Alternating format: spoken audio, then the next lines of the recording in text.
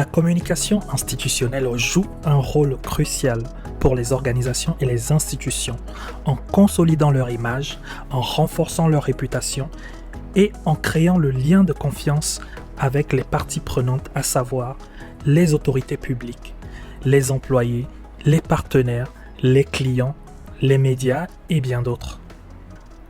Focalisons notre attention sur un aspect particulier qui est très important aujourd'hui. La communication digitale à travers ce que nous appelons empreinte digitale. L'un des piliers d'une excellente communication institutionnelle est la maîtrise de son empreinte digitale ou encore appelée empreinte numérique. L'empreinte digitale fait référence ici à l'ensemble d'informations qui permet de comprendre l'identité numérique d'une institution, d'une personne ou d'une entreprise à travers les contenus publiés et les interactions engagées par cette entité. Les fondamentaux de la maîtrise de l'empreinte digitale. Parmi les fondamentaux, nous avons le site web, aussi importante qu'une adresse physique lorsqu'on est une institution. Une adresse web fait office de vitrine numérique, offrant une présence en ligne accessible à tous et renforçant la crédibilité de l'organisation. C'est donc un élément essentiel de la communication institutionnelle. Plus un site web est mal conçu, obsolète ou difficile à utiliser, moins l'institution qui le possède est perçue comme crédible. Cela impacte directement l'image de marque et du professionnalisme de l'organisation, ainsi que de son équipe. Souvenez-vous, quelle a été votre réaction la dernière fois que vous êtes tombé sur un site internet d'une grande institution qui vous a apporté frustration et déconvenue? Prenons un exemple, tel que la Banque populaire de Côte d'Ivoire, une très grande enseigne bancaire de la place. Fort est de constater qu'en arrivant sur leur site internet, nous sommes accueillis par une multitude de boutons qui nous invitent à effectuer des actions. Mais lorsque nous cliquons sur ces boutons, absolument rien ne se passe. Que ce soit sur le bouton J'ouvre mon compte, le bouton Ma banque et moi, ou encore le bouton Mes produits bancaires.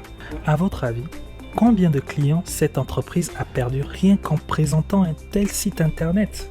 Quand bien même ils ne refléteraient pas leur performance en agence, cela laisse quand même un très grand sentiment d'inconfort pour tout client potentiel qui préférera s'engager avec une banque ayant un site web fonctionnel qui permet non seulement d'effectuer des opérations, mais aussi d'accéder à des informations claires et détaillées en ligne. Fermons cette parenthèse. L'élément suivant dans les fondamentaux est le référencement naturel, encore appelé SEO pour Search Engine Optimization, qui veut dire l'optimisation de vos contenus pour les moteurs de recherche. En effet, nous observons que de nombreuses institutions, ministères et ambassades se contentent d'une visibilité très limitée sur les moteurs de recherche. Il est parfois difficile de retrouver sur un moteur de recherche la moindre information décrivant leur activité la plus récente. C'est pourquoi documenter vos actions sur les réseaux sociaux ne devrait pas être la stratégie principale, mais plutôt la stratégie d'accompagnement qui vient renforcer votre stratégie digitale globale. Prenons le cas d'un événement important ou d'un bad buzz. Lors d'un événement positif ou au contraire d'un bad buzz, la population, la diaspora et les organes internationaux se mettent à la recherche active d'informations. À ce moment, la seule façon de rechercher activement l'information, c'est l'utilisation de moteurs de recherche. Que vont-ils y trouver? Qui leur racontera votre version de l'histoire? Qui défendra correctement votre image si ce n'est vous-même? Sachez donc ceci, d'autres écrivent sur vous, publient des articles sur vous, diffusent des informations sur vous. Soient-elles vraies ou fausses? Qui les contredira? Voyez-vous, c'est pour cette raison qu'il est important de faire entendre votre narratif. Pour mieux comprendre, prenons quelques exemples. Tapons sur Google les problèmes de santé en Côte d'Ivoire. Dans les résultats de recherche, comme ici,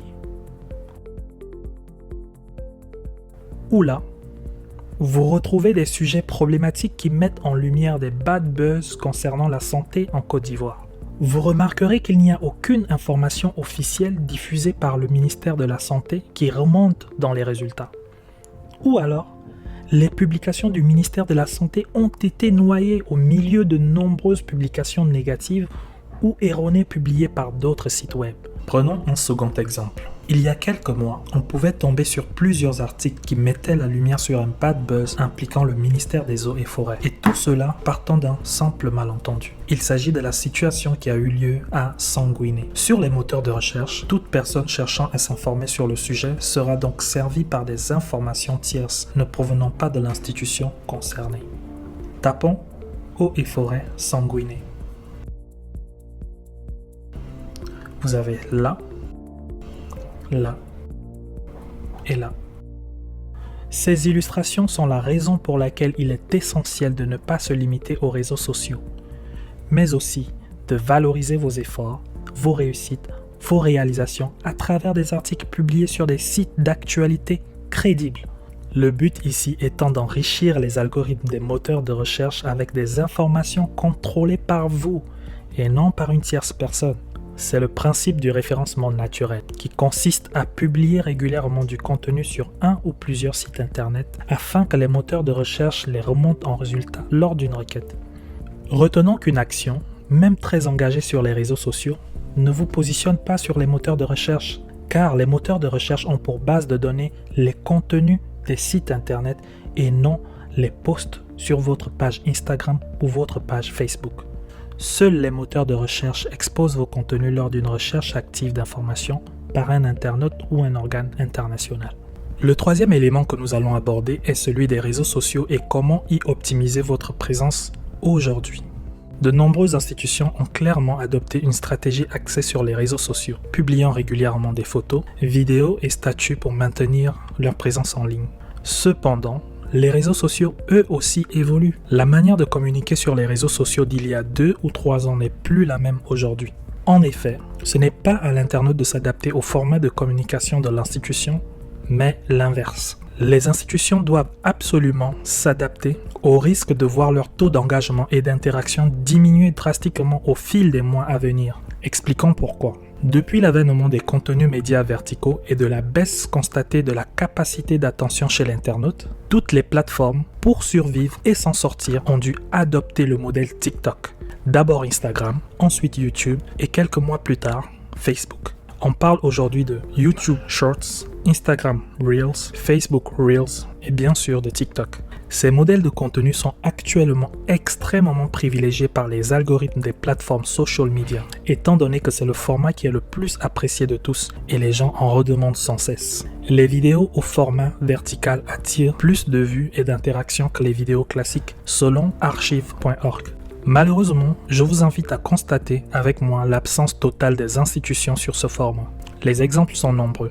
Ambassade de l'Union européenne en Côte d'Ivoire, Ambassade de France en Côte d'Ivoire, Ministère du Tourisme de Côte d'Ivoire, Ministère de la Défense de Côte d'Ivoire, Ministère de la Santé et de l'Hygiène publique de Côte d'Ivoire, Ministère de la Transition numérique et de la digitalisation de Côte d'Ivoire, Ministère des Transports de la Côte d'Ivoire, et j'en passe. Selon plusieurs études sur les types de contenus les plus engageants sur les réseaux sociaux en 2024, il en ressort en première position les vidéos verticales courtes, donc les shorts ou les reels. En deuxième position, les photos ou les créas. En troisième position, nous avons les vidéos live. En quatrième position, nous avons les posts qui sont constitués uniquement de texte. En cinquième position, nous avons les vidéos horizontales ou encore appelées les longs formats. Et en sixième position, nous avons les audios. En conclusion, toutes les plateformes ont adopté le modèle de contenu vidéo format vertical qui a pratiquement transformé tous les réseaux sociaux en TikTok, à l'exception de LinkedIn qui n'a pas encore adopté ce modèle. Le mot d'ordre ici est donc de ne pas rester en arrière-plan, mais d'épouser ce changement et d'en profiter au maximum pour la mise en avant de votre institution. Avec une vidéo au format vertical publiée chaque semaine, vous vous offrez une exposition considérable comparée aux institutions qui, aujourd'hui, négligent et minimisent l'impact de ce format. Observons quelques exemples d'institutions adoptant les shorts. L'ambassade des États-Unis au Caire, en Égypte. L'ambassade de France aux États-Unis. Le ministère français de la Culture. Pour étayer encore plus sur l'importance de ce format, voici quelques données statistiques. Selon un rapport publié en 2023 sur l'évolution d'Internet en Côte d'Ivoire, plus de 46% de la population est déjà utilisatrice régulière d'Internet. L'accès à Internet en Côte d'Ivoire aujourd'hui se fait majoritairement sur mobile. Oui, en effet, sur les 46% de la population connectée, 98% utilisent leur smartphone pour accéder à Internet. Ainsi, toute stratégie de communication institutionnelle qui ne prend pas cette information comme étant le fil conducteur de leur action dans le digital s'expose à des performances peu satisfaisantes. L'infodrome, en tant que plateforme digitale, s'inscrit pleinement dans cette dynamique en offrant un espace dédié aux institutions et à la diffusion de leurs informations. Une équipe de journalistes aguerris, expérimentés et même récompensés aux awards de la presse chaque année. Nous serons à mesure d'apporter un traitement de l'information professionnelle avec un ton journalistique qui s'aligne parfaitement avec les objectifs de l'institution. Une équipe multimédia experte dans la production de vidéos de tout format, équipée des appareils de dernière génération en matière de production vidéo et de photographie pour vos reportages photos. Un suivi permanent de vos actions de référencement naturel par l'équipe technique de l'Infodrome. Nous souhaitons vous accompagner pour asseoir votre image, pour la préservation de votre e-réputation, pour mettre en valeur votre narratif face aux fake news et au bad buzz. Pour établir une visibilité consistante sur les moteurs de recherche, l'Infodrome vous propose un espace dédié à votre institution. La création de cet espace est accompagnée d'une stratégie de publication d'articles qui vont couvrir systématiquement les activités de votre ministère, de votre ambassade ou de votre organisation. Pour accélérer votre présence au format vertical sur les réseaux sociaux, notre équipe se met totalement à votre disposition pour vous aider à couvrir vos activités dans ce format. Un autre aspect qui mine la communication institutionnelle est le manque criant de vidéos comme les interviews, les vidéos tutoriels et les vidéos institutionnelles. Beaucoup sont les ministères dont la population a une totale méconnaissance de son rôle, de ses missions, de ses objectifs et de son impact pour la population. La véritable force de l'Infodrome réside dans sa capacité à répondre efficacement à ces enjeux.